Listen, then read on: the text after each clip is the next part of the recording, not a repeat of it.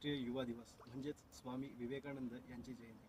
खरं तर या विषयाला सुरुवात करत असताना तडखरकरांनी केलेली तरुणाची व्याख्या मला आठवते. तडखरकर असे म्हणाले होते की तेजस्वी, तपस्वी आणि तत्पर या तीनही गुणांचा संगम ज्यांच्या अंगी असतो, ज्यांच्या ठायी असतो तो तरुण. पुढे ते असेही म्हणाले होते की तरुण म्हणजेच युवा. युवा हा शब्द उलट जर लिहिलं तर त्या शब्दाचा अर्थ होतो वायू. वायू म्हणजेच गती. गती जर योग्य दिशेने गेली तरच होते प्रगती. तर खरोखर आजचा तरुण प्रगती करत आहे का यावर विचार करणं फार महत्त्वाचं आहे. तरुण काय असतो, या देशाची संस्कृती काय, या राष्ट्राचं सामर्थ्य काय, हे स्वामी विवेकानंदांनी सिद्ध करून दाखवलेलं आहे. हे आपल्याला पाहायला मिळतं. मित्रहो, 12 जानेवारी 1863 रोजी कोलकाता येथे अतिशय धार्मिक घराण्यात स्वामी विवेकानंद यांचा जन्म झाला. त्यांच्या वडिलांचे नाव विश्वनाथ दत्त तर आईचे नाव भुवनेश्वरी देवी असे होते.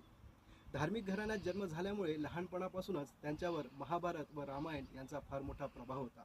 स्वामी विवेकानंद हे एक तेजस्वी व्यक्तिमत्व लाभलेले महान तत्वज्ञान व कुशल वक्ता होते.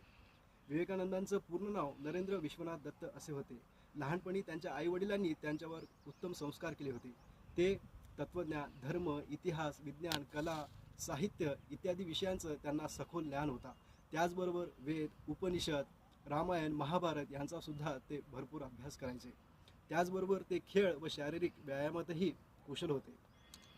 उठा जागे व्हा, उठा जागे व्हा, जोपर्यंत ध्येय प्राप्त होत नाही तोपर्यंत थांबू नका, असा जगाला मोलाचा संदेश देणारे महान व्यक्तिमत्व म्हणजे स्वामी विवेकानंद होय. आज त्यांच्या जयंतीनिमित्त त्यांना विनम्र अभिवादन.